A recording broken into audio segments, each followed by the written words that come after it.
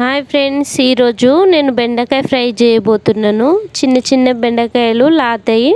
నేనైతే బెండకాయలు తీసుకున్నాను, నీట్గా కడిగి చిన్న చిన్న పీసెస్ కట్ చేసి పెట్టాను. బెండకాయ ఫ్రై లేకపోతే ఒక బాండీలో ఆయిల్ వేసుకొని జీలకర్ర, ఆనియన్స్, కరివేపాకు వేసి మంచిగా ఫ్రై చేసుకోవాలి.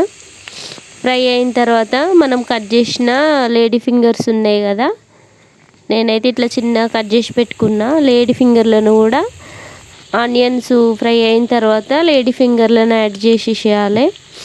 చిన్న చిన్నగా కట్ చేసి పెట్టుకుంటే ఏంటంటే తొందరగా ఫ్రై అయిపోతుంది, ఈజీగా ఫాస్ట్గా చేయొచ్చు కర్రీ. పెద్దగా ఉంటే లేట్ అవుతుంది కాబట్టి. ఇంకో సైడ్ అయితే నేనైతే ఎగ్స్ కూడా ఉడకబెడుతున్నా. వేరే గిన్నెలు అయితే ఎగ్స్ ఉడకబెడుతున్నా.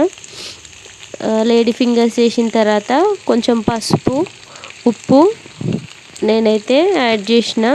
దాని తర్వాత జింజర్ పేస్ట్ కూడా యాడ్ చేసిన. వీటినైతే మొత్తం మిక్సీ చేసి కలుపుతున్నా. ఎగ్స్ను ఇంకో సైడ్ ఉడకబెడుతున్నా కదా, అలా ఒక టిప్ అయితే పాటించిన. కొంచెం చిన్నగా సాల్ట్ వేసి ఉడకబెట్టాలి. మంచిగా నీట్గా ఉడుకుతాయి ఎగ్స్ అయితే. తర్వాత చూపిస్తే ఎగ్స్ను కూడా ఎట్లా ఉడికినాయో. అంతలోపు బెండకాయ అయితే ఫ్రై అయినాయి. ఫ్రై అయిన తర్వాత కావలసినంత కారం తీసుకొని లేడీ ఫింగర్లకు అయితే యాడ్ చేసిన. మొత్తం టోటల్గా మిక్సీ చేసిన. తొందరగా ఈజీగా సింపుల్గా ఇట్లా చేసుకోవచ్చు. మీరు కూడా ఒకసారి ట్రై చేయండి. మీకు నచ్చినట్టయితే లైక్ చేసి కామెంట్ చేయండి ఫ్రెండ్స్.